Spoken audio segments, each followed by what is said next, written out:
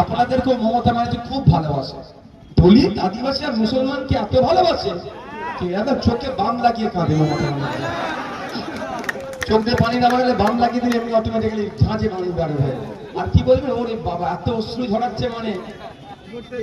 আমাকে তো আপনারা সিরিয়াস নেন না, সবসময় হাসি, ওই জন্য সিরিয়াস নেন না। আমি যদি চোখে বাম বাম লাগিয়ে দিতাম এখন কাঁদা কাঁদা করতাম, ওরে বাবা এই আমাদের নেতা। কিন্তু আপনাদের বলি 22% সংরক্ষণ আছে দলিতদের জন্য, পিছিয়ে পড়ে হিন্দুদের জন্য উচ্চ শিক্ষা আর চাকরি।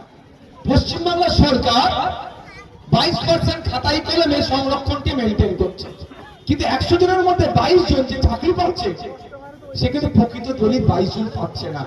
ফেক সার্টিফিকেট দিয়ে দলিতের অধিকার হরণ করছে। তাই আমরা আপনাদের বলে যাই ঠিক একই ভাবে এসটিদের অধিকার হরণ করছে। 80 লক্ষ আদিবাসী আছে আর 1.5 কোটি সার্টিফিকেট দিয়ে দিয়েছে। মানে বুঝতে পারছেন কিভাবে অধিকারটা কেড়ে নিচ্ছে। আমি আপনাদের কথা দিয়ে যাই, আপনারা আমাদের ক্ষমতায় নিয়ে আসুন, 148-এর ম্যাজিক ফিগারে পৌঁছান। ক্ষমতায় আসার 6 মাসের মধ্যে কমিশন বসাবো, যত ফেক এসটি এসসি সার্টিফিকেট আছে সে শ্মশানে থাকুক আর কবরস্থানে থাকুক, খুঁজে বার করে চালিয়ে দেব। প্রকৃত পিছিয়ে বর্গের হিন্দু দলিত আদিবাসীদের উচ্চ শিক্ষায় চাকরিতে কোন ফেক মানুষ না ঢুকে তাদের অধিকার কেড়ে নিতে পারে, তার বন্দোবস্ত আমরা করব, কথা দিয়ে যাচ্ছি।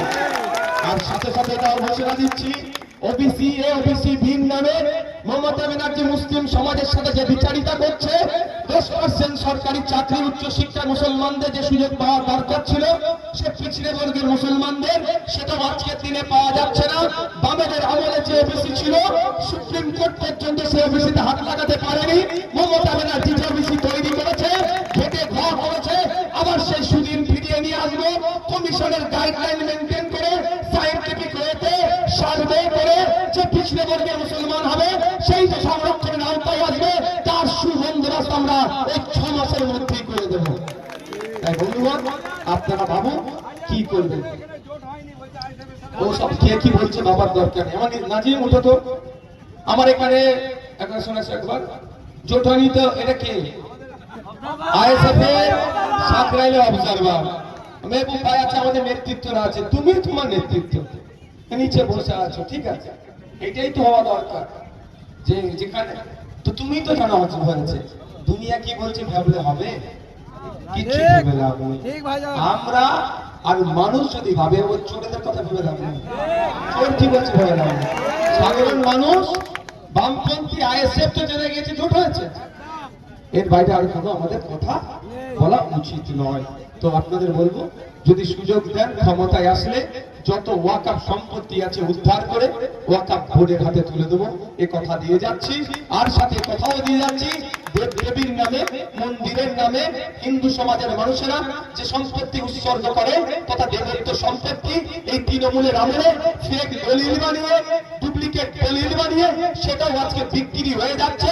আসুন জমির মালিক তাদেরকে, আসুন আমাদের যারা 294টা সিটে আমরা লড়াই করছি আমাদের নেতৃত্বদেরকে জিতিয়ে বিধানসভার মধ্যে পাঠান।